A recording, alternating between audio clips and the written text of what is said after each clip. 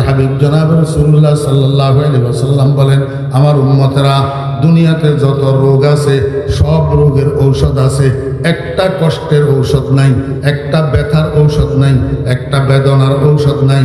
সেই ব্যথাটা হলো মৃত্যুর ব্যথা, মরণের ব্যথা, মৃত্যুর যন্ত্রণা, সাকরাতে মওত। সত্য না অসত্য? সত্য। আপনারা মুরব্বীরা দেখছেন কিনা আমি জানি না, আমি দেখছি। আল্লাহু আকবার। মৌতের কষ্ট কত কষ্ট। কোনো কোনো মানুষের আজরাইলের চিপের লগে জিব্বায় কামড় পড়ে জিব্বা দুই খণ্ড হয়ে যায়। কোনো কোনো মানুষের আজরাইলের চিপের লগে পায়খানা প্রস্রাব বাইর হইয়া বিছানা ভর্তি হইয়া যায়। কোনো কোনো মানুষ আজরাইল যখন রুহ লইয়া টান ধরে লাফাইতে লাফাইতে খাটের উপর থেকে নিচে পড়ে যেতে চায়, তিন চারজনের চাপি ধরা লাগে। মৃত্যুর কষ্ট এত কষ্ট, মৃত্যু যন্ত্রণা এত যন্ত্রণা। আল্লাহর হাবিব কয়, ও আমার উম্মতেরা, এই মৃত্যুর যন্ত্রণা হালকা হওয়ার জন্য, মৃত্যুর যন্ত্রণা লাঘব হওয়ার জন্য দুনিয়ার কোনো ট্যাবলেট নাই, দুনিয়ার কোনো ক্যাপসুল নাই, দুনিয়ার কোনো ইনজেকশন নাই, দুনিয়ার কোনো স্যালাইন নাই। আমার কাছে আছে মৃত্যু যন্ত্রণার ঔষধ। আমি নবীর কাছে আসে, আমি জিজ্ঞাসা করলাম, ইয়া রাসূলুল্লাহ, কি ঔষধ? আল্লাহর হাবিব জনাব রাসূলুল্লাহ সাল্লাল্লাহু আলাইহি ওয়াসাল্লাম বলেন, ক্বালা রাসূলুল্লাহ সাল্লাল্লাহু আলাইহি ওয়াসাল্লাম, মা মিন মাইয়াতিন কুরিয়াত আলাইহি সূরাতু ইয়াসিন ইল্লা হাওয়ানাল্লাহু আলাইহি। হে দুনিয়ার ছেলেরা, তোমরা যখন মা বাপের চেহারার মধ্যে মৃত্যুর লক্ষণ দেখবা, মৃত্যুর লক্ষণ কি? আল্লাহু আকবার। আমার ভাইয়েরা, দোস্ত আবাব, এই যে নাকের আগা, এটা নাকের আগা, যেই মানুষটা মৃত্যু নিকটবর্তী হয়, নাকের আগা এটা হালকা একদিকে বাঁকা হয়ে যায়। খুব খেয়াল করে দেখিয়েন, যখন মানুষ মৃত্যু নিকটবর্তী হয়, কানের লতি এগুলো আর সোজা থাকে না, নিচের দিকে ভাঙ্গি ঝুলি যায়। আমার ভাইয়েরা, দোস্ত আবাব, মানুষ যখন মৃত্যু নিকটবর্তী হয়, কপালের মধ্যে হালকা একটা ঘাম বাইর হয়। মানুষ যখন মৃত্যু নিকটবর্তী হয়, গলার থেকে গড়গড় গড়গড় আওয়াজ বাইর হয়। চামচ দিয়া মুখের মধ্যে পানি দিলে পানি ভিতরের দিকে যায় না, মুখের এক পাশ দিয়া গড়াইয়া আবার নিচে পড়ে যায়। আল্লাহর হাবিব কয়, উম্মত, যখন তুমি তোমার আব্বা আম্মার মধ্যে মৃত্যুর লক্ষণ দেখবা, তখন তাড়াতাড়ি ওযু করো, কোরআন শরীফটা হাতে লইয়া মাথার পাশে দিয়ে যাইয়া বসো, কোরআন শরীফটা খুলি সূরা ইয়াসিনটা পড়া শুরু করো। সূরা ইয়াসিন পড়তে পড়তে তোমার আব্বার রূহটা এত সহজভাবে বাইর হবে, উনি টের পাবে না। যেমনিভাবে একটা দুধের শিশু মায়ের স্তনে দুধ পান করতে করতে যখন শিশুর ঘুম আসি যায়, এই ঘুমন্ত শিশুর মুখের থেকে মায়ের স্তনটা যে ছুটি যায়, শিশুর যেরকম খবর থাকে না, সূরা ইয়াসিন পড়া মানুষটার শরীরের থেকে এমনভাবে রুহটা বাইর হয়, তার খবর থাকে না। আমার ভাইয়েরা, দোস্ত আবাব, এত কিছু কার জন্য করলেন? আপনার ফোলামাইয়া 6টা, একটাই অত শুদ্ধ করে সূরা ইয়াসিন পড়তে জানে না। কার লাগিয়া বান্ধ বাড়ি ঘর, কার লাগিয়া বান্ধ বাড়ি ঘর মনরে, কার লাগিয়া বান্ধ বাড়ি ঘর। আপন আপন ভাব যাদের, সবই তোমার পর মনরে, কার লাগিয়া বান্ধ বাড়ি ঘর। একটা পোলায় হতো শুদ্ধ করে কোরআন শরীফটা পড়তে জানে না, শুদ্ধ করে সূরা ইয়াসিনটা পড়তে জানে না, তো বিপদের সময় কাজে না আসলে এই পোলা কেন জন্ম দিলেন? এই পোলা কেন লালন পালন করলেন? আমার ভাইয়েরা, দোস্ত আবাব, একটা মানুষকে যখন গোসল দেওয়ার জন্য নেওয়া হয়, মৃত্যুর পরে যখন গোসল দেওয়ার জন্য নেওয়া হয়, আল্লাহর হাবিব জনাব রাসূলুল্লাহ সাল্লাল্লাহু আলাইহি ওয়াসাল্লাম বলেন, ওই মানুষটা চিৎকার করিয়া করিয়া কান্দিয়া কান্দিয়া গোসলদাতারে কয়, ও ভাই বন্ধু, কে তুমি? আমাকে গোসল দিতে আসছো, আমারে বেশি শক্ত হাতে ধরিও না, আমারে একটু নরম হাতে ধরো, একটু মায়ার হাতে ধরো। শক্ত হাতে ধরলে আমি ব্যথা পাই। আজরাইলে আমার রুহ বাইর করার জন্য পায়ের বিদ্যাঙ্গুলির আঘাত থেকে চিপদে চিপদে চিপদে চিপদে আমার রুহটাকে হলকম পর্যন্ত আনছে। এই আজরাইলের চিপে আমার গোটা শরীরের হাড্ডি গোশতগুলা তুলা তুলা রেজা রেজা হয়ে গেছে। এখন তুমি শক্ত হাতে ধরলে আমি ব্যথা পাই, কষ্ট পাই, বরদাস্ত করতে পারি না। আল্লাহর হাবিব কয়, মুরদাজে গোসলদাতারে কান্দিয়া কান্দিয়া কয় এই কথাটা ইল্লাস সাকালাইন, জিন আর ইনসান, এই দুই জাতি ছাড়া আর সমস্ত মাখলুকে শুনে। আমার ভাইরা, দোস্ত আবাব, দুনিয়ার মধ্যে একজনে একজনকে মায়া করার জন্য সবচেয়ে বেশি সম্পর্ক হইল বাপ আর বেটা। বাপে ছেলেরে যেই পরিমাণ আদর করে মায়া করে আর কেউ পারে না, ছেলে আব্বাকে যেই পরিমাণ ভালোবাসে আর কেউ পারে না। আজকে যদি আপনার একটা ছেলে সুন্নত মতো মুর্দাকে গোসল করানোর তরিকা জানতো, তাহলে পাড়া করা মানুষ দিয়ে আপনারে গোসল দেওয়া লাগতো না। আপনার ছেলে মায়ার হাতে, নরম হাতে, আদরের হাতে আপনারে গোসল দিত। অনেক সময় মানুষ আল্লাহু আকবার দীর্ঘদিন শুইয়া থাকলে শরীরের মধ্যে পছন্দ ধরে, শরীরের মধ্যে ফুসকা ফুটে, অনেক সময় অ্যাক্সিডেন্টে মারা গেলে ভয়ঙ্কর চেহারা হইয়া যায়। আল্লাহু আকবার, শরীরের বিভিন্ন অঙ্গ পর্যন্ত বিকৃত হইয়া যায়। অনেকে তাকাইতে ভয় করে, তাকাইতে ভয় করে। কিন্তু বাপের শরীর যেমন হোক না কেন একটা সন্তানের কাছে ঘৃণিত হইতে পারে না, ভীত হইতে পারে না, সন্ত্রস্ত হইতে পারে না। আপনার ছেলে যদি সুন্নত মতো গোসল করাইতে যদি জানতো, তাহলে আর কেউ লাগতো না, আপনার ছেলেই আপনারে গোসল দিত। আলহামদুলিল্লাহ, আমার আব্বাজান রহমতুল্লাহ আলাইকে আমরা কোনো বাড়াটিয়া মানুষ দিয়া গোসল করাই নাই। আমরা দুই ভাই আলেম, আমরা দুজনে আব্বাকে গোসল করাইছি। আপনার ছেলে তো নাই, আপনি বানান নাই। কেন বানান নাই? আপনার কাছে কোরআনের মূল্য নাই। আমার বেহরা দোস্তাবাব, কথা আর লম্বা করার মতো সময় আমার হাতে নাই। আমি আপনাদেরকে অনুরোধ করব, এখনো সময় আছে। একটা ছেলেকে হইলেও আলেমে হাক্কানি রব্বানি বানান, একটা ছেলেকে হইলেও হাফেজে কোরআন বানান, একটা ছেলেকে মরণের সময় আপনার মাথার পাশে সূরা ইয়াসিন পড়নেওয়ালা বানান, একটা ছেলেকে জীবনের শেষ গোসলটা আপনাকে করানোর মতো বানান, একটা ছেলেকে ওই খাটিয়ার উপরে বিছানো আপনার জীবনের শেষ পোশাকটা আপনাকে পরাইতে পারে একটা ছেলেকে বানান। আপনার সামনে একটা জানাজার নামাজ যে হবে, এই জানাজার নামাজের ইমামতি করার জন্য প্রথম হকদার হলো সন্তান। প্রথম হকদার কে? সন্তান। আপনার সন্তান যদি জানাজার নামাজ পড়ার উপযুক্ত হয়, আর কারো সেখানে অধিকার নাই জানাজার নামাজের জন্য, ইমামতের জন্য দাঁড়ানো। আমার ভাইয়েরা, দোস্ত আহবাব, একটা ছেলেকে আপনার জানাজার নামাজ পড়ানোর উপযুক্ত কেন বানাইলেন না? একটা ছেলেকে শুক্রবারে শুক্রবারে কবরস্থানে যাইয়া আপনার কবরটা জিয়ারত করার মতো কেন বানাইলেন না? একটা ছেলেকে 5 ওয়াক্ত নামাজের পরে আল্লাহর দরবারে হাত উঠাইয়া আপনার জন্য দোয়া করবে, রব্বির হামহুমা কামা রব্বায়ানি সাগীরা। আপনার ছেলে তো বেনামাজি, মসজিদে যায় না, রব্বির হামহুমা কোথা থেকে বলবে? আপনি যদি বলেন, হুজুর আমি তো মরবো তরবো না, আমি কবরে তবরে যাব না, আমি চিরঞ্জীবী, আমি তো আসি, আর আমার জন্য রব্বির হামহুমা বলার দরকার কি?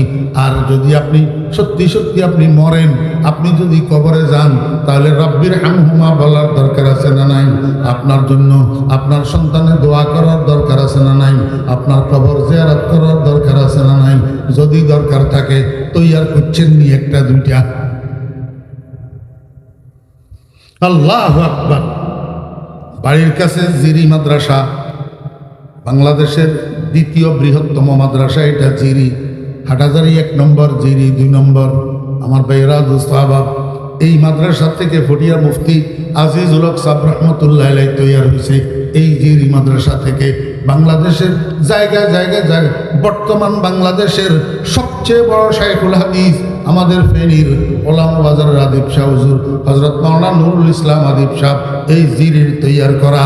কিন্তু আপনারা কত কত দুর্ভাগা, এই জিরি মাদ্রাসার উসিলায় আপনাদের প্রত্যেক বাড়িতে বাড়িতে নয়, প্রত্যেক ঘরে ঘরে একজন তৈয়ব সাহেব জন্ম হওয়ার দরকার ছিল, কিন্তু নাই, কিন্তু নাই। আপনাদের কাছে এটার মূল্য নাই, আপনাদের কাছে কোরআনের প্রতিষ্ঠানের মূল্য নাই, আপনাদের কাছে কোরআনের মূল্য নাই। আপনারা বানাইলেন কই সন্তান? আর রহমান আল্লামাল কোরআন। এক একটা আলেম 10 জন 10 জন মানুষ যাদের জন্য জাহান্নাম ওয়াজিব, সুপারিশ করে জান্নাতে নিয়ে যেতে পারবে কিয়ামতের ময়দান। নবীজির হাদিস তো। হাসপাতাল প্রতিষ্ঠা করা হয় রোগীর জন্য। কার জন্য? রোগীর জন্য। কিন্তু দুঃখের বিষয় হলো আজকের যুগে হাসপাতালগুলোতে রোগীরা আসে না, যারা তুলনামূলক সুস্থ মানুষ তারা আসে। রুগীর গোষ্ঠী হাসপাতালের দ্বারে কাছেও নেই। আপনারা আমাকে বলেন, নামাজি মানুষ রুগী না বেনামাজি রুগী? মদ যারা খায় না তারা রুগী না মদ যারা খায় তারা রুগী? গান বাজনা যারা শুনে না দেখে না তারা রুগী না গান বাজনা যারা শুনে দেখে তারা রুগী? এখন ডাইনিং বাবার তাকাই দেখেনছেন, এখানে যে মানুষগুলো উপস্থিত হসপিটালে, এনারা দাড়িওয়ালা, টুপিওয়ালা, দাড়ি সাদা, মুরব্বী, তুলনামূলক নামাজি মানুষগুলা, যারা মদের সাথে সম্পর্ক নাই, গান বাজনার সাথে সম্পর্ক নাই, তারা উপস্থিত, ওই রুগীরা নেই। ঠিক না বে ঠিক বলেন? রুগীরা নাই। এই কারণে দিন দিন মাহফিল বাড়তেছে কিন্তু রোগও বাড়তেছে। হসপিটাল যত বেশি হবে রোগ তত কমবে, এইটাই না ছিল আসল। কিন্তু এখন হসপিটাল যত বাড়তেছে রোগও তত বাড়তেছে। কারণ কি?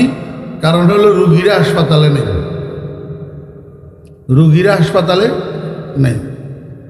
এখন নিয়ম হইল, যেই মানুষটা রোগে আক্রান্ত হয় সে নিজে নিজে হসপিটালে যাইতে পারে না, তারে অন্য কেউ সাথে করেই লই অথবা অ্যাম্বুলেন্স লই হসপিটালে নিয়ে যাওয়া লাগে। ঠিক না বেঠিক? এখন আমাদের যে রোগীগুলা প্রত্যেকের ঘরে আছে, প্রত্যেকের ঘরে আছে রুগী, প্রত্যেকের ঘরে আছে। এখন এই রুগীগুলাকে হসপিটালে কে আনবে? কার দায়িত্ব? একটা মানুষ রোগে আক্রান্ত হইলে ওনারা কথা বুঝতে লাগবেন না?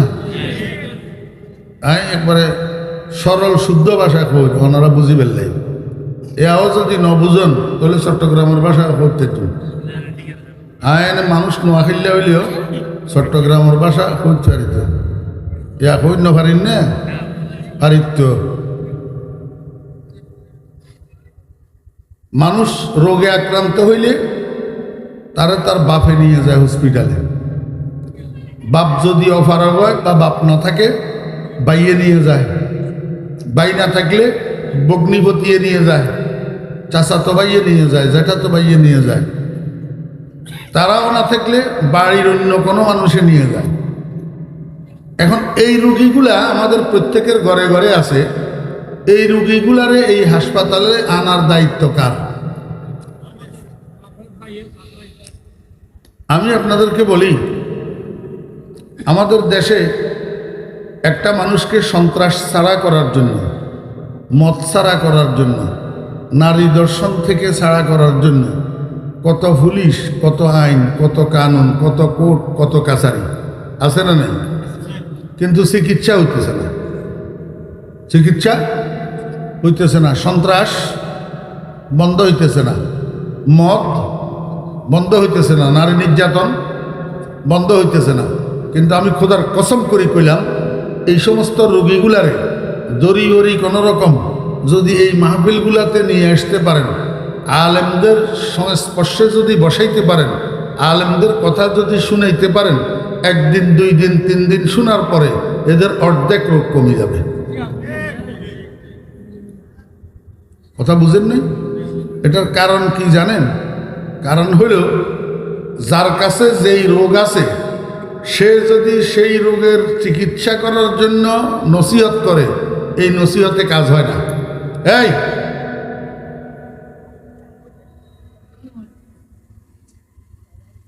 এই নসিহতে শুনেন, রসুল আকরম সাল্লাল্লাহু আলাইহি ওয়াসাল্লামের যুগে মহিলা একটা, ওনার একটা বাচ্চা ছেলেরে নিয়ে হুজুর পাক সাল্লাল্লাহু আলাইহি ওয়াসাল্লামের কাছে আসছে। আসি বলে, ইয়া রাসূলুল্লাহ, আমার ছেলেটা মিষ্টি বেশি খাইতে চায়, যে পরিমাণ মিষ্টি জোগাড় করার সামর্থ্য আমার কাছে নাই, আমি গরিব মানুষ, আপনি একটু আমার ছেলেটারে উপদেশ দিয়া দেন যেন মিষ্টি কম খায়। আপনি উপদেশ দিলে কাজ হবে। রসুল আকরম সাল্লাল্লাহু আলাইহি ওয়াসাল্লাম বলেন, মা, তুমি তোমার ছেলেটাকে লইয়া আগামী সপ্তাহে আবার আসিও, তখন আমি নসিহত করে দেব।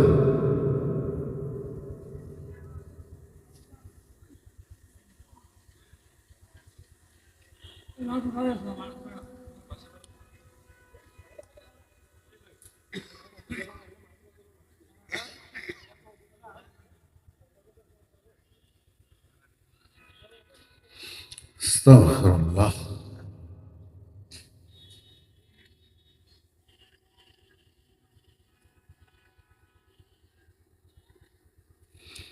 আমি চিন্তা করি যে কোরআনের মাহফিল ইবা বড় সেন্সিটিভ জিনিস। ইবার লগে ইচ্ছায় অনিচ্ছায় বেয়াদবি হইলে মানুষ এবার ক্ষতি হয়, যে নবুজের।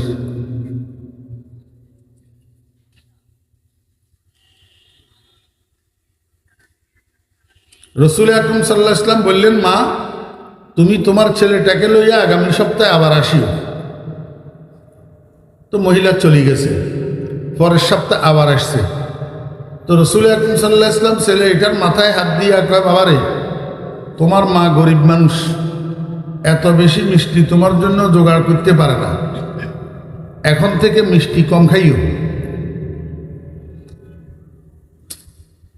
খালি ডিস্টার্ব, খালি ডিস্টার্ব।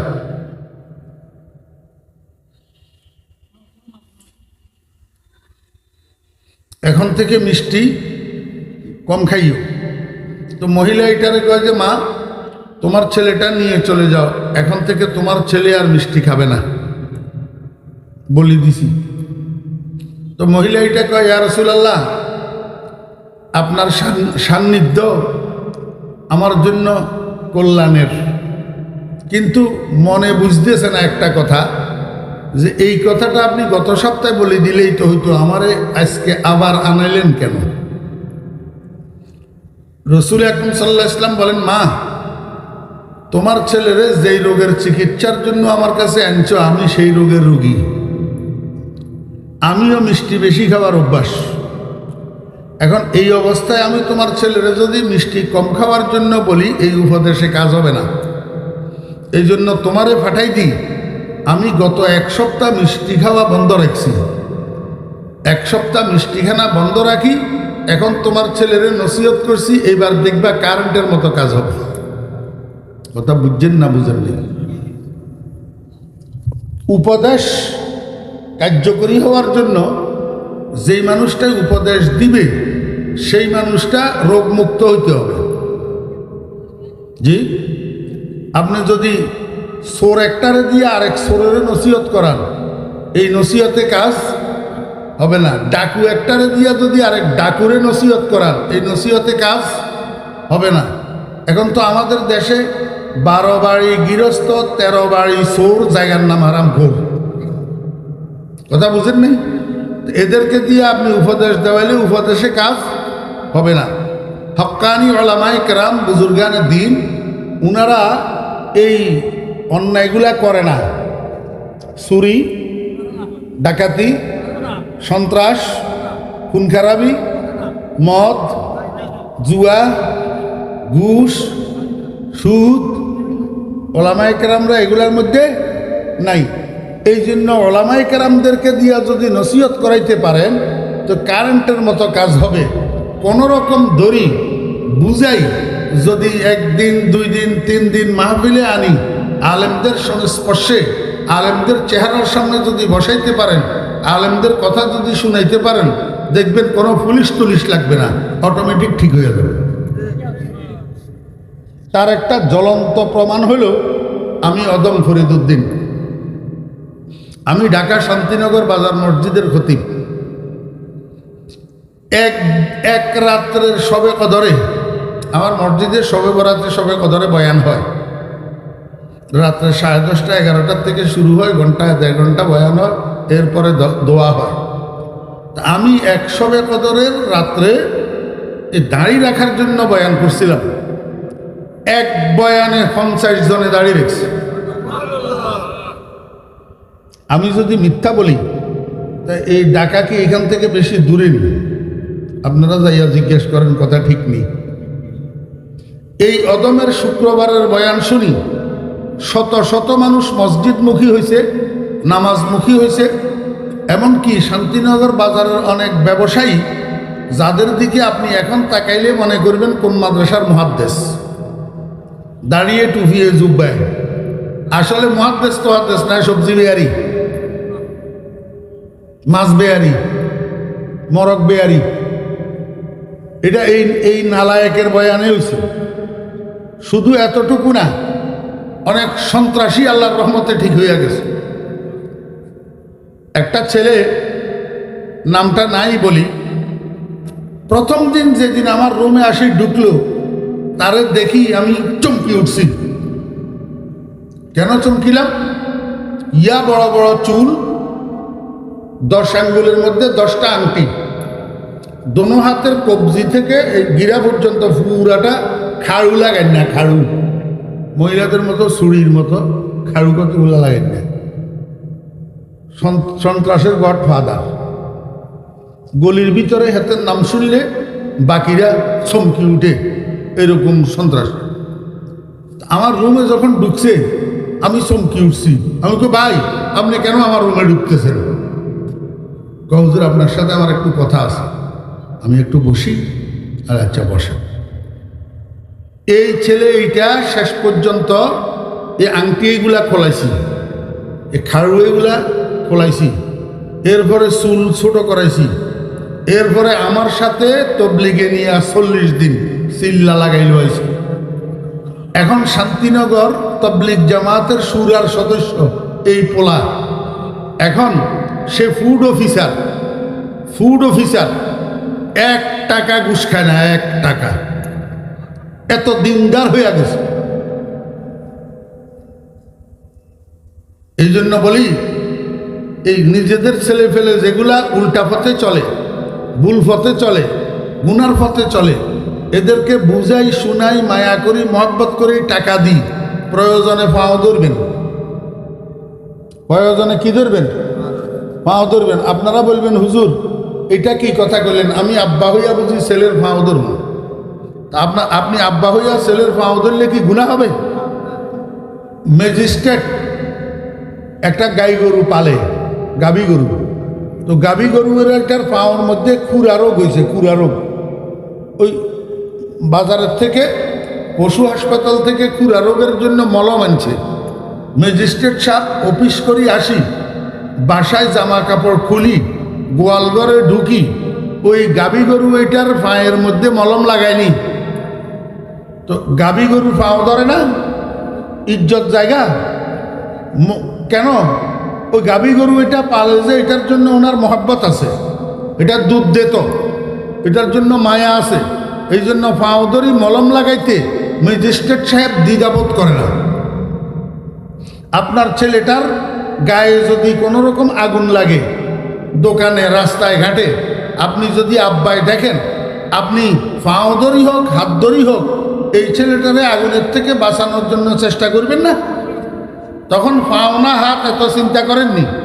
তো ছেলেটা প্রতিনিয়ত জাহান্নামের আগুনের দিকে যে হাঁটতেছে, এই পোলাইটারে পাও ধরিও যদি আপনি মসজিদে নিতে পারেন, পাও ধরিও যদি মাহফিলে নিতে পারেন, তো জাহান্নামের আগুন থেকে বাঁচাই দিলেন না? কিন্তু আপনারা তো এই কাজটা করেন না। আপনারা সন্তানগুলাকে মাহফিলে নেওয়ার কোনো উদ্যোগে গ্রহণ করেন না, সন্তানগুলাকে মাহফিলে নেওয়ার জন্য কোনো চেষ্টাই করেন না। আল্লাহ পাক বুঝার তৌফিক দান করেন। কোরআন শরীফের একটা সূরা আছে, সূরাতুর রহমান। এই সূরাটাকে নবীজি কোরআন শরীফের অলংকার বলছেন, অলংকার। কালান নবী সাল্লাল্লাহু আলাইহি ওয়াসাল্লাম, সূরাতুর রহমান জিনাতুল কোরআন। আল্লাহর হাবিব বলছেন সূরাতুর রহমান এটা গোটা কোরআন শরীফের শোভাবর্ধনকারী অলংকার। অলংকারের দ্বারা যেরকম মহিলাদের শোভাবর্ধিত হয়, সূরাতুর রহমানের দ্বারা কোরআন শরীফের শোভাবর্ধিত হয়েছে। সূরাতুর রহমান, আল্লাহু আকবার। আমার হাতে এখন সময় নাই লম্বা কথা বলার জন্য। এই যে আপনারা এখন মাহফিলে বসছেন, এটা কিসের মাহফিল? কোরআনের মাহফিল। কিসের মাহফিল? কোরআনের মাহফিল। এখানে এই পর্যন্ত যত আলেম আসছে, সবাই খুতবার পরে একটা একটা আয়াত তেলাওয়াত করছে না? এই আয়াত এটা তর্জমা করি, অনুবাদ করি আপনাদেরকে বুঝাইতেছে না? তাহলে এটা কোরআনের মাহফিল না?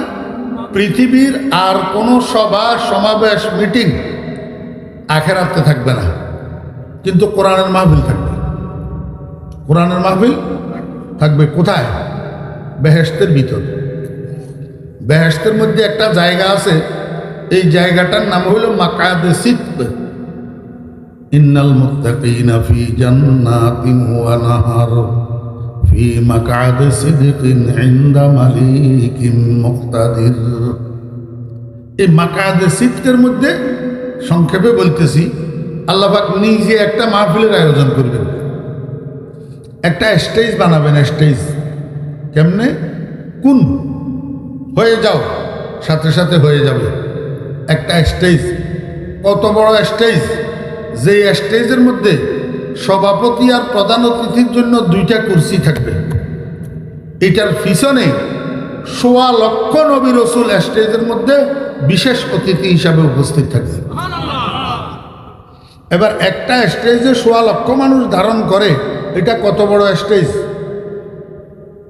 লম্বা কথা, এগুলার দিকে আমি যাইতেছি না, শুধু এতটুক বুঝেন, এই মাহফিলের মধ্যে 3 জনে কোরআন শরীফের 3টা সূরা তেলাওয়াত করবে। নামাজের মতো তেলাওয়াত না, কারি সাহেবদের মতো তেলাওয়াত। কারি সাহেবেরা কেরাত টানি টানি পড়ে যে, এরকম টানা পড়া। 3 জনে 3 সূরা পড়ব। 1 নম্বরে হযরত দাউদ আলাইহিস সালাম পড়বেন সূরা তাহা। 2 নম্বরে আমাদের নবীজি মুহাম্মদুর রাসূলুল্লাহ সাল্লাল্লাহু আলাইহি ওয়াসাল্লাম পড়বেন সূরা ইয়াসিন। সূরা ইয়াসিন। 3 নম্বরে কোরআন শরীফ যার কালাম, যার বাণী, উনি স্বয়ং রব্বুল আলামিন নিজে পড়বেন এই সূরা রহমান। সূরা রহমান। এবার চিন্তা করি দেখেন, 3 জনের 3টা সূরা তেলাওয়াত করবে। আল্লাহ পাক নিজের জন্য সিলেকশন করলেন সূরাতুর রহমান। এত কত মূল্যবান, কত দামি সূরা এটা। এটার শুরুতে আমি ছোট্ট ছোট্ট 4টা আয়াত তেলাওয়াত করছি। আর রহমান 1 আয়াত, আল্লামাল কোরআন আরেক আয়াত, খালাকাল ইনসান আরেক আয়াত, আল্লামাহুল বায়ান আরেক আয়াত। কয় আয়াত? 4 আয়াত। প্রথমটা 1 শব্দ 1 আয়াত, 1 শব্দ। আর রহমান অর্থ কি? দয়ালু, দয়ালু। আর রহমান অর্থ কি? দয়ালু। এই দয়া বোঝানোর জন্য আল্লাহ পাকের আরো একটা নাম আছে, আর রাহিম। বিসমিল্লাহির রহমানির রহিম। 2টা নাম না? আলহামদুলিল্লাহি রাব্বিল আলামিন, আর রহমানির রহিম। 2টা নাম না? 2টা নাম। তা এখন আল্লাহ পাকের একটা গুণ বোঝানোর জন্য নাম 2টা লাগলো কেন? নিশ্চয় কোনো তারতম্য আছে। কি তারতম্য? আর রহমান শব্দ এটাই আল্লাহ পাকের যেই দয়া বুঝায়, এই দয়াটা ব্যাপক দয়া। এখানে দুস্থ দুশ্মনের কোনো ফরক নেই। আমার কথা বুঝতেছেন? আল্লাহু আকবার। আল্লাহ পাক রব্বুল আলামিন হযরত ইব্রাহিম আলাইহিস সালামকে যেরকম লালন পালন করছেন, ইব্রাহিম আলাইহিস সালামের শত্রু, আল্লাহর শত্রু নমরুদের আল্লাহ পাক রব্বুল আলামিন লালন পালন করছেন। করছেন না করেন নাই? তা খালি দোস্তরে নেই খাওয়াইছেন, না দুশ্মনেরও খাওয়াইছেন?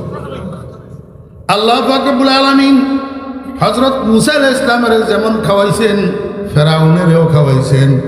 আল্লাহ পাক রব্বুল আলামিন আল্লাহর বন্ধু মুহাম্মদুর রাসূলুল্লাহ সাল্লাল্লাহু আলাইহি ওয়াসাল্লামকে যেমনিভাবে রিজিক সরবরাহ করছেন, কমবক্ত আবু জেহেলেরও আল্লাহ পাক উপাস রাখেন নাই। উপাস। এখন আমাদের দেশে একটা লোক নির্বাচনে প্রার্থী হইয়া যদি বিজয়ী হয়, এই বিজয়ের আনন্দ উৎসবের জন্য যদি একটা খাওয়া করে, জিয়াফত করে, মেজবান করে, তো দাওয়াত দে কারে? যারা ভোট দিছে তাদেরকে। যারা ভোট দেয় নাই জানে তাদেরকে দাওয়াত করে না। ঠিক না বেটি? আরে ভাই, আপনার ছেলের বিয়ে আপনি আপনার ভগ্নী ভতিজারে দাওয়াত করেন নাই। আরেকজন জিজ্ঞেস করলো, কিরে ভাই তোমার ছেলের বিয়ে তোমার বোনের জামাইরে দাওয়াত করলা না কেন? অল্প কয়দিন আগে হেতে তার মেয়ে বিয়ে দিছে, আমারে দাওয়াত করে নাই, এই জন্য আমিও দাওয়াত করি নাই। দেখছেন? আল্লাহ পাক রব্বুল আলামিন কয় না, এরকম না। আমার যারা সেজদা দিবি আমি তাদেরকেও দুনিয়াতে খাওয়ামু, আর যারা সেজদা দিবি না তাদেরকেও খাওয়ামু। যারা আমার কথা মানবি তাদেরকেও খাওয়াবো, যারা আমার কথা মানবি না তাদেরকেও আমি খাওয়াবো। কারণ আমি দুনিয়ার জন্য রহমান, ব্যাপক দয়ালু। আমার দয়ার মধ্যে কোনো সীমাবদ্ধতা নাই। বুঝছেন না? আর রহমান অপরিসীম দয়ালু, যার দয়ার কুল কিনারা নাই। আমার ভাইয়েরা, দোস্ত আবাব, একটা মানুষ মায়ের পেটের মধ্যে যেই দিন রুহু পায় সেই দিন থেকে কবরের পাড় পর্যন্ত, কবরের ডেলা পর্যন্ত একটা সেকেন্ড আল্লাহ পাকের দয়া ছাড়া তার জীবনের গাড়ি সামনের দিকে চলে না। চলেনি? বজুজ রহমত পানা হে নিস্তে আরব, বজুজ রহমত পানা হে নিস্তে আরব, বজুজ গুফরান সাহারা নিস্তে আরব। আমার আপনার জীবনের গাড়ির চাকা সামনের দিকে এক রাউন্ড তো ঘুরবে না আল্লাহর দয়া যদি না হয়, আল্লাহর রহমত যদি না হয়। আল্লাহ কয়, বান্দা মৃত্যু পর্যন্ত বসে বসে তুই গণনা করবি, আমার রহমত গণনা করে শেষ করতে পারবি না। শত শত হাজার হাজার লক্ষ লক্ষ কোটি কোটি রহমতের বিনিময়ে তুই জীবন ধারণ করতেছ। ঠিক না বে ঠিক? কিন্তু এই হাজার হাজার লক্ষ লক্ষ রহমতের মধ্যে, লক্ষ লক্ষ দয়ার মধ্যে সবচেয়ে বড় দয়া কোনটা? যেটা আমি তোরে করছি। তোরে এই পর্যন্ত আমি যত দয়া করছি এর মধ্যে সবচেয়ে বড় দয়া কোনটা তুই কইতে পারবি? আল্লাহ পাক রব্বুল আলামিন কয়, সবচেয়ে বড় দয়া হলো আল্লামাল কোরআন। আল্লাহ ও মুসলমান ভাইরা, এই কথা আর জীবনেও শুনেন নাই। জীবনে একটু মনোযোগ সহকারে শুনেন। আর রহমান অপরিসীম দয়ালু। এই অপরিসীম দয়ালুয়ে সবচেয়ে বড় দয়া কোনটা করল? কয় যে আল্লামাল কোরআন, তোরে যে কোরআন শিক্ষা দিল, তোরে যে কোরআন শিক্ষা দিল, তোর ভাগে যে কোরআন দিল, এর চেয়ে বড় দয়া আর কিছু। আমার ভাইয়েরা, দোস্ত আহবাব, আমাদের সমাজে দুই রকমের মানুষ আছে। কতগুলা মানুষের নাম মুসলমান আর কতগুলা মানুষের নাম হিন্দু। আসেনি? আমাদের এলাকাতে হিন্দু আসেনি? ও ভাই, একটা হিন্দুর নাম হইল রমেশ বাবু, তার ছেলের নাম হইল হরেশ চন্দ্র। আপনি এই রমেশ বাবু আর হরেশ চন্দ্ররে যাইয়া জিজ্ঞাসা করেন, এরে রমেশ, আলহামদুলিল্লাহ রব্বিল আলামিন সূরাটা একটু মুখস্থ আমারে শোনা। এরে হরেশ, উল্হু আল্লাহু আহাদ এই সূরাটা আমারে একটু মুখস্থ শোনা।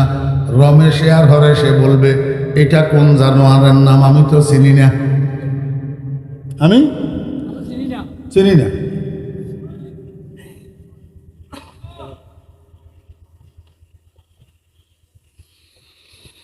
মনোযোগ আছে না? সেদিকে তাকাইলেন কে? মনোযোগ থাকলে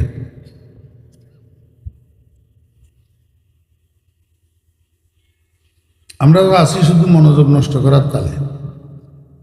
এই কারণেই তো ওয়াজ মানুষের মধ্যে কাজ করে না। সারা জীবন ওয়াজ শুনি, ওয়াজ এগুলার সাথে বাড়িতে যায় না, এখানে থাকি যায়।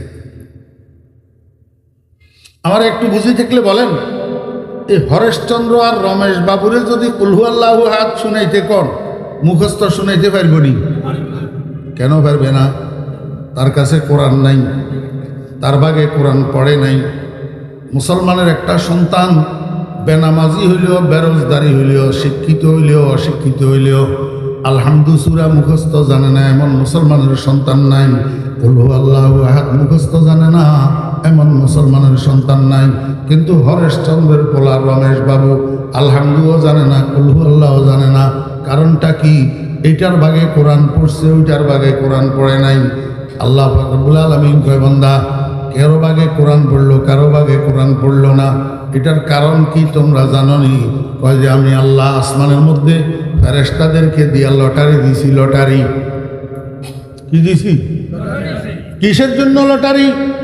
লটারি দিছি কোরআন কার ভাগে যাবে আর কার ভাগে যাবে না, এটার জন্য লটারি দিছি। आसमा बारे अमानत न तवा नस्तो कशीद, आसमा बारे अमानत न तवा नस्तो कशीद, কোরআয়ে ফাল বনামে মনে দিওয়ানা জদন। এই লটারির মধ্যে কোরআনের বাগে যাদের নাম উঠছে আল্লাহ পাক তাদেরকে একজন মুসলমান আব্বার ঔরসে দুনিয়াতে পাঠাইছেন, একজন মুসলমান মায়ের গর্ভে দুনিয়াতে পাঠাইছেন, একজন মুসলমান মায়ের কোলে দুনিয়াতে পাঠাইছেন।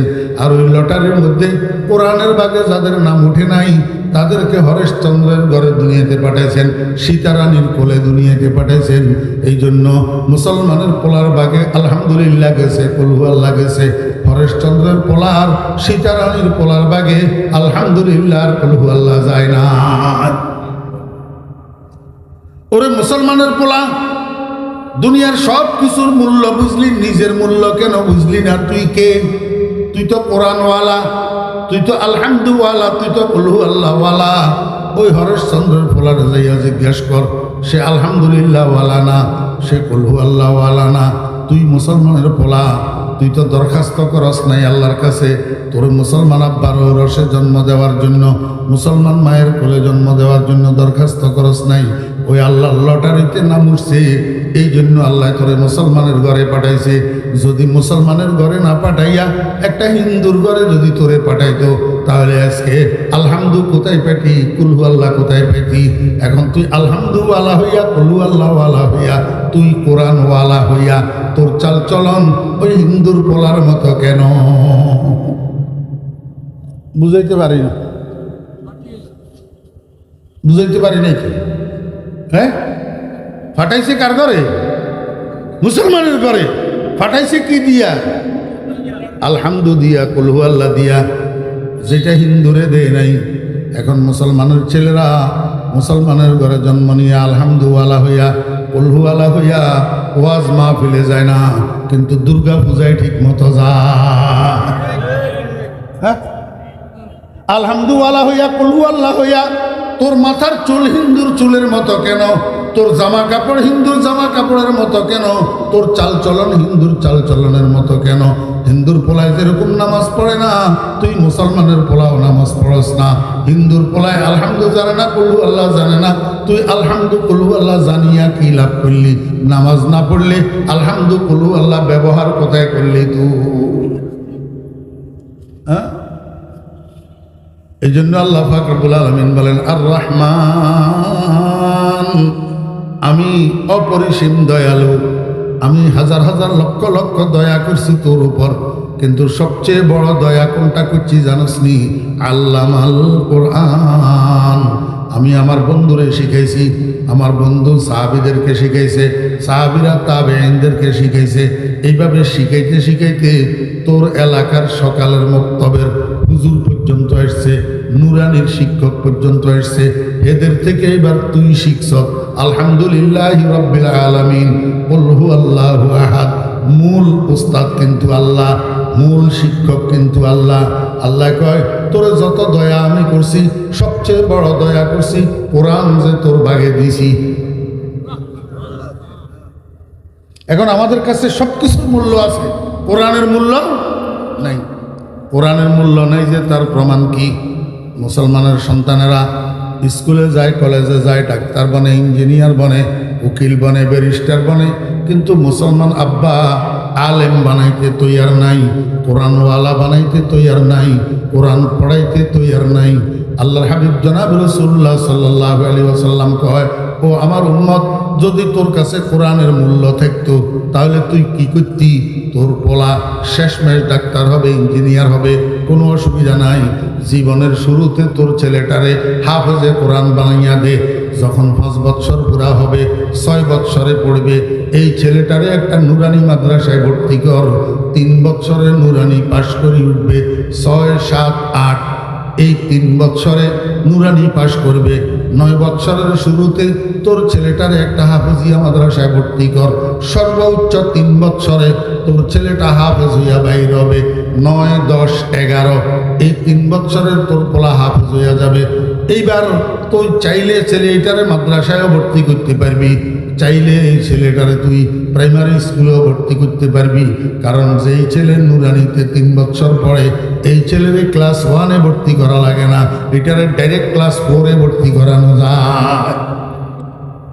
কথা বুঝেন নাই? আমার ভাইরা দোস্ত আহবাব, আব্দুল কাদের জিলানী রহমতুল্লাহ আলাইহি চিনেননি আপনারা? হযরত বড় পীর সাহেব রহমতুল্লাহ আলাইহি, আব্দুল কাদের জিলানী রহমতুল্লাহ আলাইহির বয়স যখন 5 বছর শেষ হয়েছে, 6 বছর শুরু হয়েছে, উনার মায়ে নিয়ে গেছে একটা হাফেজিয়া মাদ্রাসায় নিয়ে হাফেজ সাহেব হুজুরের কয়, হুজুর এটা আমার ছেলে, নাম আব্দুল কাদের, বয়স 5 বছর পুরা হয়েছে, 6 বছর শুরু হয়েছে, এখনো পর্যন্ত আমি কোনো মাদ্রাসায় ভর্তি করি নাই, কোনো শিক্ষকের সামনে বসাই নাই, জীবনের শুরুতে আপনার কাছে নিয়ে আসছি, কারণ আমার দিলের আরজু আমার ছেলেটা পরে যা হবে হবে, মুফতি হবে, মুহাদ্দিস হবে, না হলে ইঞ্জিনিয়ার হবে, ডাক্তার হবে, কিন্তু আমার দিলের আরজু আমার ছেলেটা জীবনের শুরুতে হাফেজে কোরআন হবে। বাংলাদেশের সমস্ত মায়েরা যদি আব্দুল কাদের জিলানী রহমতুল্লাহ আলাইহির মায়ের মতো হইতো, সন্তানদেরকে জীবনের শুরুতে যদি হাফেজে কোরআন বানাইয়া দিত, আজকে সমস্ত সচিবেরা ইমামতি করতে পারত, পুলিশের প্রধান ইমামতি করতে পারত, সেনাবাহিনীর প্রধান ইমামতি করতে পারত, বিজিবির প্রধান ইমামতি করতে পারত, ওই প্লেনের পাইলটগুলা ইমামতি করতে পারত, কারণ হাফেজে কোরআন যেহেতু ইমামতি করতে তার আর অসুবিধা নাই। আমার ভাইয়েরা, পুলিশ দারোগা লাগতো না, আইন কানুন লাগতো না, জেল হাজত লাগতো না, এমনি দুর্নীতি আর ক্রাইম সমাজের থেকে উঠে যেত, কারণ সারা দেশের সমস্ত মানুষগুলা যখন হাফেজে কোরআন হয়ে যেত, এরা আর মহিলাদের গালে অ্যাসিড নিক্ষেপ করতো না। তো কোরআনের মূল্য কই বুঝলেন? যদি কোরআনের মূল্য বুঝতেন তাহলে ছেলেদেরকে কেন কোরআনওয়ালা বানান না? আল্লাহর হাবিব জনাব রাসূলুল্লাহ সাল্লাল্লাহু আলাইহি ওয়াসাল্লাম বলেন, আমার উম্মতেরা, দুনিয়াতে যত রোগ আছে সব রোগের ঔষধ আছে, একটা কষ্টের ঔষধ নাই, একটা ব্যথার ঔষধ নাই, একটা বেদনার ঔষধ নাই। সেই ব্যথাটা হলো মৃত্যুর ব্যথা, মরণের ব্যথা, মৃত্যুর যন্ত্রণা, সাকরাতে মওত। সত্য না অসত্য? সত্য। আপনারা মুরব্বীরা দেখছেন কিনা আমি জানি না, আমি দেখছি। আল্লাহু আকবার। মৌতের কষ্ট কত কষ্ট। কোন মানুষের আজরাইলের চিপের লগে জিব্বায় কামড় পড়ে জিব্বা 2 খণ্ড হয়ে যায়। কোন মানুষের আজরাইলের চিপের লগে পায়খানা প্রস্রাব বাইর হইয়া বিছানা ভর্তি হইয়া যায়। কোন মানুষ আজরাইল যখন রুহ লইয়া টান ধরে, লাফাইতে খাটের উপর থেকে নিচে পড়ে যেতে চায়, 3-4 জনের চাপি ধরা লাগে। মৃত্যুর কষ্ট এত কষ্ট, মৃত্যু যন্ত্রণা এত যন্ত্রণা। আল্লাহর হাবিব কয়, ও আমার উম্মতেরা, এই মৃত্যুর যন্ত্রণা হালকা হওয়ার জন্য, মৃত্যুর যন্ত্রণা লাঘব হওয়ার জন্য দুনিয়ার কোনো ট্যাবলেট নাই, দুনিয়ার কোনো ক্যাপসুল নাই, দুনিয়ার কোনো ইনজেকশন নাই, দুনিয়ার কোনো স্যালাইন নাই। আমার কাছে আছে মৃত্যু যন্ত্রণার ঔষধ। আমি নবীর কাছে আসে, আমি জিজ্ঞাসা করলাম, ইয়া রাসূলুল্লাহ, কি ঔষধ? আল্লাহর হাবিব জনাব রাসূলুল্লাহ সাল্লাল্লাহু আলাইহি ওয়াসাল্লাম বলেন, ক্বালা রাসূলুল্লাহ সাল্লাল্লাহু আলাইহি ওয়াসাল্লাম, মা মিন মাইয়াতিন কুরিয়াত আলাইহি সূরাতু ইয়াসিন ইল্লা হাওয়ানাল্লাহু আলাইহি। হে দুনিয়ার ছেলেরা, তোমরা যখন মা বাপের চেহারার মধ্যে মৃত্যুর লক্ষণ দেখবা, মৃত্যুর লক্ষণ কি? আল্লাহু আকবার। আমার ভাইয়েরা, দোস্ত আবার, এই যে নাকের আগা, এটা নাকের আগা, যেই মানুষটা মৃত্যু নিকটবর্তী হয়, নাকের আগা এটা হালকা একদিকে বাঁকা হয়ে যায়। খুব খেয়াল করে দেখিয়েন, যখন মানুষ মৃত্যু নিকটবর্তী হয়, কানের লতি এগুলো আর সোজা থাকে না, নিচের দিকে ভাঙ্গি ঝুলি যায়। আমার ভাইয়েরা, দোস্ত আবাব, মানুষ যখন মৃত্যু নিকটবর্তী হয়, কপালের মধ্যে হালকা একটা ঘাম বাইর হয়। মানুষ যখন মৃত্যু নিকটবর্তী হয়, গলার থেকে গড়গড় গড়গড় আওয়াজ বাইর হয়। চামচ দিয়া মুখের মধ্যে পানি দিলে পানি ভিতরের দিকে যায় না, মুখের এক পাশ দিয়া গড়াইয়া আবার নিচে পড়ে যায়। আল্লাহর হাবিব কয়, উম্মত, যখন তুমি তোমার আব্বা আম্মার মধ্যে মৃত্যুর লক্ষণ দেখবা, তখন তাড়াতাড়ি ওযু করো, কোরআন শরীফটা হাতে লইয়া মাথার পাশে দিয়ে যাইয়া বসো, কোরআন শরীফটা খুলি সূরা ইয়াসিনটা পড়া শুরু করো। সূরা ইয়াসিন পড়তে পড়তে তোমার আব্বার রূহটা এত সহজভাবে বাইর হবে, উনি টের পাবে না। যেমনিভাবে একটা দুধের শিশু মায়ের স্তনে দুধ পান করতে করতে যখন শিশুর ঘুম আসি যায়, এই ঘুমন্ত শিশুর মুখের থেকে মায়ের স্তনটা যে ছুটি যায়, শিশুর যেরকম খবর থাকে না, সূরা ইয়াসিন পড়া মানুষটার শরীরের থেকে এমনভাবে রুহটা বাইর হয়, তার খবর থাকে না। আমার ভাইয়েরা, দোস্ত আহবাব, এত কিছু কার জন্য করলেন? আপনার ফোলামাইয়া 6টা, একটাই তো শুদ্ধ করে সূরা ইয়াসিন পড়তে জানে না। কার লাগিয়া বান্ধ বাড়ি ঘর, কার লাগিয়া বান্ধ বাড়ি ঘর মনরে, কার লাগিয়া বান্ধ বাড়ি ঘর। আপন আপন ভাব যাদের সবই তোমার পর মনরে, কার লাগিয়া বান্ধ বাড়ি ঘর। একটা পলায়ত শুদ্ধ করে কোরআন শরীফটা পড়তে জানে না, শুদ্ধ করে সূরা ইয়াসিনটা পড়তে জানে না। তো বিপদের সময় কাজে না আসলে এই পোলা কেন জন্ম দিলেন, এই পোলা কেন লালন পালন করলেন? আমার ভাইয়েরা, দোস্ত আহবাব, একটা মানুষকে যখন গোসল দেওয়ার জন্য নেওয়া হয়, মৃত্যুর পরে যখন গোসল দেওয়ার জন্য নেওয়া হয়, আল্লাহর হাবিব জনাব রাসূলুল্লাহ সাল্লাল্লাহু আলাইহি ওয়াসাল্লাম বলেন, ওই মানুষটা চিৎকার করিয়া করিয়া কান্দিয়া কান্দিয়া গোসলদাতারে কয়, ও ভাই বন্ধু, কে তুমি? আমাকে গোসল দিতে আসছো, আমারে বেশি শক্ত হাতে ধরিও না, আমারে একটু নরম হাতে ধরো, একটু মায়ার হাতে ধরো। শক্ত হাতে ধরলে আমি ব্যথা পাই। আজরাইলে আমার রুহু বাইর করার জন্য পায়ের বৃদ্ধাঙ্গুলির আঘাত থেকে চিপদে চিপদে চিপদে চিপদে আমার রুহুটাকে হলকম পর্যন্ত আনছে। এই আজরাইলের চিপে আমার গোটা শরীরের হাড্ডি গোস্তগুলা তুলা তুলা রেজা রেজা হয়ে গেছে। এখন তুমি শক্ত হাতে ধরলে আমি ব্যথা পাই, কষ্ট পাই, বরদাস্ত করতে পারি না। আল্লাহর হাবিব কয়, মুরদাজে গোসলদাতারে কান্দিয়া কান্দিয়া কয় এই কথাটা ইল্লাস সাকালাইন, জিন আর ইনসান, এই দুই জাতি ছাড়া আর সমস্ত মাখলুকে শুনে। আমার ভাইরা, দোস্ত আহবাব, দুনিয়ার মধ্যে একজনে একজনকে মায়া করার জন্য সবচেয়ে বেশি সম্পর্ক হইল বাপ আর বেটা। বাপে ছেলেরে যেই পরিমাণ আদর করে মায়া করে আর কেউ পারে না।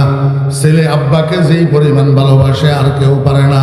আজকে যদি আপনার একটা ছেলে সুন্নত মতো মুর্দাকে গোসল করানোর তরিকা জানতো, তাহলে পাড়া করা মানুষ দিয়ে আপনারে গোসল দেওয়া লাগতো না। আপনার ছেলে মায়ার হাতে, নরম হাতে, আদরের হাতে আপনারে গোসল দিত।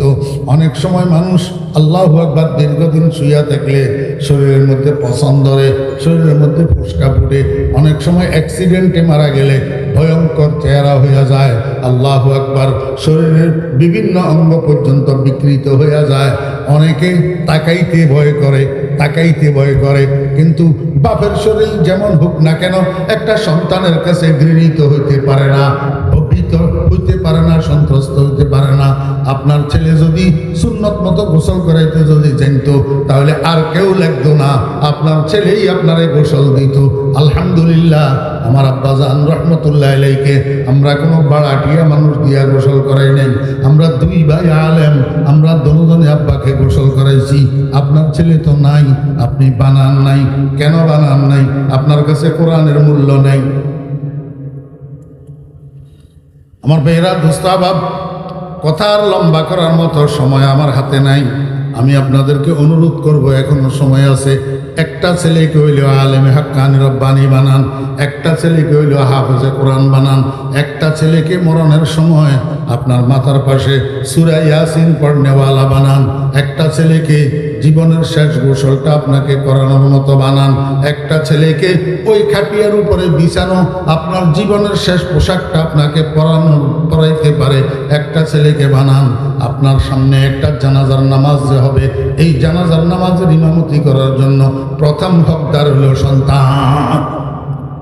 প্রথম হকদার কে? সন্তান। আপনার সন্তান যদি জানাজার নামাজ পড়ার উপযুক্ত হয়, আর কারো সেখানে অধিকার নাই জানাজার নামাজের জন্য, ইমামতের জন্য দাঁড়ানো। আমার ভাইয়েরা, দোস্ত আহবাব, একটা ছেলেকে আপনার জানাজার নামাজ পড়ানোর উপযুক্ত কেন বানাইলেন না? একটা ছেলেকে শুক্রবারে শুক্রবারে কবরস্থানে যাইয়া আপনার কবরটা জিয়ারত করার মতো কেন বানাইলেন না? একটা ছেলেকে 5 ওয়াক্ত নামাজের পরে আল্লাহর দরবারে হাত উঠাইয়া আপনার জন্য দোয়া করবে, রব্বির হামহুমা কামা রব্বায়ানি সাগীরা। আপনার ছেলে তো বেনামাজি, মসজিদে যায় না, রব্বির হামহুমা কোথা থেকে বলবে? আপনি যদি বলেন, হুজুর আমি তো মরবো তরব না, আমি কবরে তবরে যাব না, আমি চিরঞ্জীবী, আমি তো আসি, আর আমার জন্য রব্বির হামহুমা বলার দরকার কি? আর যদি আপনি সত্যি সত্যি আপনি মরেন, আপনি যদি কবরে যান, তাহলে রব্বির হামহুমা বলার দরকার আছে না নাই? আপনার জন্য আপনার সন্তানের দোয়া করার দরকার আছে না নাই? আপনার কবর জিয়ারত করার দরকার আছে না নাই? যদি দরকার থাকে তৈয়ার করছেন নি একটা দুইটা? আল্লাহু আকবার। বাড়ির কাছে জিরি মাদ্রাসা, বাংলাদেশের দ্বিতীয় বৃহত্তম মাদ্রাসা এটা জিরি, হাটাজারি 1 নম্বর, জিরি 2 নম্বর। আমার ভাইরা দোস্ত আহবাব, এই মাদ্রাসা থেকে ফটিয়া মুফতি আজিজুল হক সাহেব রহমতুল্লাহ আলাইহি তৈয়ার হয়েছে। এই জিরি মাদ্রাসা থেকে বাংলাদেশের জায়গায় জায়গায় জায়গায় বর্তমান বাংলাদেশের সবচেয়ে বড় শাইখুল হাদিস আমাদের ফেনীর ওলামা বাজারের আদিব শাহ হুজুর হযরত মাওলানা নুরুল ইসলাম আদিব সাহেব এই জিরির তৈয়ার করা। কিন্তু আপনারা কত কত দুর্ভাগা, এই জিরি মাদ্রাসার উসিলায় আপনাদের প্রত্যেক বাড়িতে বাড়িতে নয়, প্রত্যেক ঘরে ঘরে একজন তৈয়ব সাহেব জন্ম হওয়ার দরকার ছিল, কিন্তু নাই, কিন্তু নাই। আপনাদের কাছে এটার মূল্য নাই, আপনাদের কাছে কোরআনের প্রতিষ্ঠানের মূল্য নাই, আপনাদের কাছে কোরআনের মূল্য নাই। আপনারা বানাইলেন কই সন্তান? আর রহমান আল্লামাল কোরআন। এক একটা আলেম 10 জন 10 জন মানুষ যাদের জন্য জাহান্নাম ওয়াজিব সুপারিশ করে জান্নাতে নিয়ে যেতে পারবে কিয়ামতের ময়দান। নবীজির হাদিস তো। আপনি যে একটা ছেলেরে আলেম বানাইলেন, আপনি একটা বাতি জ্বালাই দিলেন, একটা কি বানাইলেন? বাতি জ্বালাই দিলেন। আজকে মাওলানা তৈয়ব সাহেব রহমতুল্লাহ আলাইহি উনার আব্বাজান উনাকে আলেম বানাই গেছে। এরপরে এখন তৈয়ব সাহেব হুজুরের ঘরে আর কতগুলা হয়েছে আলেম, উনাদের থেকে আর কতগুলা হয়েছে আলেম। মাওলানা তৈয়ব সাহেব হুজুরের কাছে পড়ি পড়ি উনার সাগরিদেরা হয়েছে কতগুলা আলেম। একটা বাতি একজনে জ্বালাইয়া দিছে। এবার এই বাতি থেকে কিয়ামত পর্যন্ত লক্ষ লক্ষ লক্ষ লক্ষ বাতি জ্বলবে, আর এই সবগুলার আলো ওনার শাহ তৈয়ব সাহেব রহমতুল্লাহ আলাইহির আব্বাজানের কবরকে আলোকিত করবে। আল্লাহু আকবার। আমার আব্বাজান রহমতুল্লাহ আলাইহি আমাদেরকে মাদ্রাসায় পড়াইছে। আজকে আপনাদের দোয়ার বরকতে আমার ঘর থেকে আল্লাহ পাক আমাকে 3টা ছেলে দিছে, 3টা ছেলে হাফেজ মাওলানা। আমার নাতিরা হাফেজ হয়ে গেছে আল্লাহর রহমতে। এগুলার সওয়াব আমার আব্বার কবরে যাবে না? একটা বাতি জ্বালান না, একটা হক্কানি আলেম বানান না, একটা হাফেজে কোরআন বানান না, একটা বাতি জ্বালান না, দেখবেন আপনার বংশ আলোকিত হইয়া যাবে। আল্লাহ আর রহমান আল্লামাল কোরআন। হাদিসটা পড়ছিলাম, এটা আজকে আর বলার সময় নাই। এই ছোট্ট কদ্দুর কথা বললাম, এই কথাটারে একটু মনে রাখি। যদি এখন আপনার ছেলে না থাকে, ছেলেরা বড় হয়ে গেছে, এখন এগুলারে আর মাদ্রাসায় যাওয়ার সময় নাই, একটা নাতিরে দেন, একটা নাতিরে আলেম বানান, একটা বাতিজারে আলেম বানান, একটা বাগিনারে আলেম বানান। যদি তাও না পারেন, আপনার বাড়ির ভিতরে, আপনার বাড়ির পাশের, আপনার বাড়ির ভিতরের, আপনার বাড়ির পাশের একটা গরিবের ছেলে যার কাছে লেখাপড়া করানোর সামর্থ্য নাই, এমন একটা ছেলেরে আপনি নিজের খরচ দিয়ে আলেম বানানোর চেষ্টা করেন, ইনশাআল্লাহ কবর আলোকিত হবে। কবর কি হবে? আল্লাহ পাক আমাদেরকে বুঝার এবং আমল করার তৌফিক দান করেন। ওয়া আখিরু দাওয়ানা আনিল হামদুলিল্লাহি রাব্বিল আলামিন ওয়া সাল্লাল্লাহু তাআলা আলা খাইরি খালকিহি মুহাম্মাদিন ওয়া আলিহি ওয়া সাহবিহি আজমাইন। দুরূদ শরীফ পড়েন। আল্লাহুম্মা সাল্লি আলা মুহাম্মাদিন ওয়া আলা আলি মুহাম্মাদ কামা সাল্লাইতা আলা ইব্রাহিম ওয়া আলা আলি ইব্রাহিম ইন্নাকা হামিদুম মাজিদ। اللهم بارك على محمد وعلى آل محمد كما باركت على إبراهيم وعلى آل إبراهيم إنك حميد مجيد. الحمد لله رب العالمين والصلاة والسلام على أشرف الأنبياء والمرسلين. ربنا ظلمنا أنفسنا وإن لم تغفر لنا وترحمنا لنكونن من الخاسرين. ইয়া আল্লাহ, আজকের এই মাহফিলকে কবুল ফরমান। শুরু থেকে শেষ পর্যন্ত যত আলোচনা হয়েছে দয়া করে ভুল ত্রুটিগুলা মাফ করে দেন। সহিহ কথাগুলোর উপরে আমাদের সবাইকে আমল করার তৌফিক দান করেন। ইয়া আল্লাহ, এই মাহফিলকে অত্র এলাকার জন্য হেদায়েতের জরিয়া বানাইয়া দেন। ইয়া আল্লাহ, এই মাহফিল উসিলায় এলাকার উপরে, ইয়া আল্লাহ মালিয়ারা বাজারের উপরে রহমত নাজিল ফরমান। ইয়া আল্লাহ ইয়া আরহামার রাহিমিন, মাইকের আওয়াজ চতুর্দিকে যতটুক যাইতেছে সমস্ত কবরস্থানগুলির মুর্দেগানের কবরের আযাব মাফ করে দেন। ইয়া আল্লাহ, এই মাহফিলের যারা আয়োজন করছে, টাকা দিয়া, পয়সা দিয়া, শ্রম দিয়া, সময় দিয়া, সকলের এই কোরবানি, মেহনত, দান সদকাগুলাকে কবুল ফরমান। আল্লাহ, এর বিনিময়ে উনাদের দুনিয়া আখিরাতকে আবাদ করে দেন। ইয়া আল্লাহ, এই মাহফিলকে কিয়ামত পর্যন্ত চালু রাখেন। ইয়া আল্লাহ, ইয়া আরহামার রাহিমিন, আমরা যারা হাত উঠেছি, আমাদের হাতগুলাকে খালি ফেরত দিন না, সবগুলা হাত আপনার রহমত দিয়া ভর্তি করে দেন, বরকত দিয়া ভর্তি করে দেন। ইয়া আল্লাহ, ইয়া আল্লাহ, সন্তান আপনার দেওয়া নেয়ামত, আমরা দরখাস্ত করি নাই, আপনি দয়া করে মেহরবানি করে সন্তান দান করছেন। আমাদের সন্তানগুলাকে আলেম হাক্কানি রব্বানি বানান, হাফেজে কোরআন বানাইয়া দেন, নেককার দিনদার বানাইয়া দেন, ওলিয়ে কামেল বানাইয়া দেন। ইয়া আল্লাহ, ইয়া আরহামার রাহিমিন, ইয়া আকরামুল আকরামিন, যারা দোয়া চেয়েছেন, কার কি হাজত আছে আপনার জানা আছে, সকলের মুবাহাজাত পূরণ করে দেন। ইয়া আল্লাহ, যারা অসুস্থ আছে শেফা দান করেন। ইয়া আল্লাহ, পর্দার আড়াল থেকে যে সমস্ত মা বোনেরা বয়ান শুনতেছেন, মাইকের আওয়াজের সাথে দোয়ায় শরীক হইতেছেন, আল্লাহ এই সমস্ত মা বোনদের দিলের নেক মকসুদগুলা পুরা করে দেন। ইয়া আল্লাহ, সমস্ত মা বোনদেরকে নেককার দিনদার বানান। ইয়া আল্লাহ, সমস্ত মা বোনদেরকে পর্দানশীল বানাইয়া দেন। ইয়া আল্লাহ, আপনার হাবিবের সদকা দোয়া দরখাস্ত কবুল ফরমান। আপনার হাবিবের দরবারে কোটি কোটি দরুদ ও সালাম হাদিয়া পৌঁছান।